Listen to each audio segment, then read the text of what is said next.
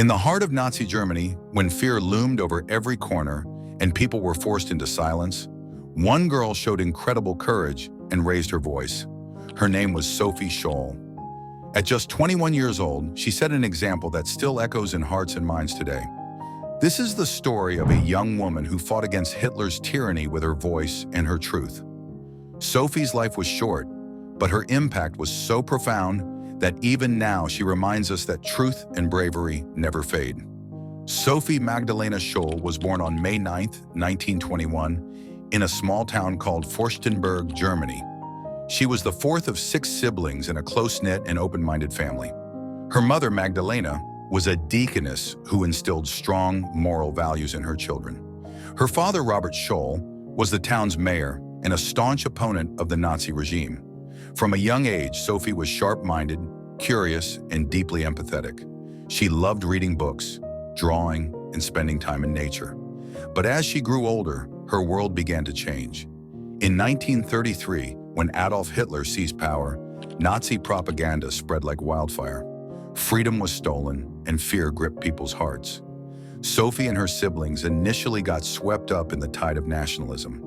She joined the League of German Girls while her brother Hans joined the Hitler Youth. At first it felt exciting, a sense of unity and purpose, but the illusion didn't last long. Sophie began to notice her friends disappearing, books being burned, and Jewish classmates being isolated. Her father's warnings echoed in her mind. Hitler was leading Germany toward destruction. Questions began to stir in her heart. Was this the Germany she loved? By the time Sophie turned 18, her doubts had become convictions. In 1940, her brother Hans enlisted in the army and was sent to the Eastern Front. When he returned, he shared stories of innocent people being massacred, a senseless war, and a nation spiraling into madness. Sophie's heart broke. She realized her country had fallen into the hands of a madman, and she could no longer stay silent. In 1942, Sophie enrolled at the University of Munich to study biology and philosophy. There she reunited with Hans, who was now studying medicine. But Hans had changed. He had formed a secret group with his friends Alexander Schmorl, Christoph Probst, and Willy Graf, a group called the White Rose. Their mission was to awaken people to Nazi atrocities and inspire them to resist. Without hesitation, Sophie joined the cause. She poured her heart and soul into the mission. The White Rose chose peaceful resistance, drawing inspiration from philosophers like Aristotle, Thoreau, and Laozi, believing that truth and moral courage were the greatest powers. They wrote and distributed leaflets, 6 in total, urging Germans to rise against tyranny and listen to their conscience. Their words were sharp, fearless, and directly challenged the regime. The first leaflet was published in June 1942. It read, "Is it not true that today every honest German is ashamed of their government? Who among us can even guess the magnitude of the shame that will fall upon us and our children when the veil is lifted and the crimes that have been committed come to light?" Sophie and her friends knew the risks. If caught, they faced imprisonment, torture, or death. But staying silent was a greater danger. They worked in the shadows, typing, printing, and distributing thousands of leaflets across Germany. Sophie used her innocent appearance to her advantage, hiding the leaflets in her backpack and traveling to different cities to mail them. Sometimes they even painted anti-Nazi slogans in public places, risking everything for their cause. From June 1942 to February 1943, the White Rose spread thousands of leaflets. Each one was a cry for freedom, demanding Germans rise against Hitler. They quoted the Bible, Goethe, and Schiller, while exposing the mass murder of Jews and the senselessness of the war, truths the Nazis desperately tried to bury.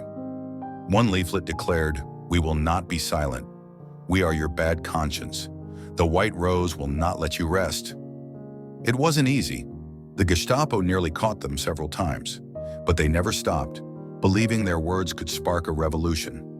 In January 1943, they took an even bolder step, distributing leaflets directly at the University of Munich. On February 18th, Sophie and Hans carried a suitcase full of leaflets into the university. As students moved between classes, they scattered the papers from the top floor like a rain of truth. But this time, their luck ran out. A janitor loyal to the regime saw them and reported them to the Gestapo. Sophie and Hans were arrested on the spot. Christoph Probst was caught soon after when a draft leaflet was found in his possession. The Gestapo interrogated Sophie day and night, trying to break her and force her to give up her friends. But Sophie stood firm. She confessed to her actions, but never betrayed anyone else. One of her interrogators later said, "She was calm, clear, and completely unafraid. It was as if she had already accepted her fate." On February 22, 1943, just 4 days after their arrest, Sophie, Hans, and Christoph were brought before the Nazi People's Court, presided over by the infamous judge Roland Freisler. The trial was a sham. Freisler screamed insults and mocked their resistance, giving them little chance to defend themselves. But Sophie remained defiant. When given the chance to speak, she looked Freisler in the eye and said, "Somebody had to make a start.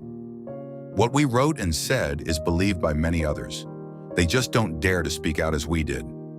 Freisler sentenced all three to death by guillotine. As Sophie was led away, she said, "The sun is still shining." That afternoon, Sophie, Hans, and Christoph were taken to Stadelheim prison. Sophie was allowed a final meeting with her parents. She embraced them, smiled, and said, "I have no regrets. I have no hatred." At 5 p.m., Sophie walked to the guillotine with her head held high. Her last words were, "How can we expect righteousness to prevail when hardly anyone is willing to give themselves up entirely to a righteous cause? What a beautiful sunny day it is, and I have to go. But what does my death matter if through us, thousands of people are awakened and stirred to action?" Sophie Scholl was executed at just 21 years old. Hans and Christoph followed shortly after, but their deaths were not in vain. The final White Rose leaflet was smuggled out of Germany and distributed across Europe by Allied forces, inspiring thousands to resist. Today, Sophie is remembered as a hero. Schools, streets, and squares bear her name, and her legacy lives on in those who dare to stand against oppression. Sophie Scholl's life is a testament to the power of a single voice. When fear silenced others, she chose to stand, to speak, and to sacrifice everything for what she believed in. Her story teaches us that even in the darkest times, one voice can make a difference. As she once said, "Stand up for what you believe in, even if you're standing alone."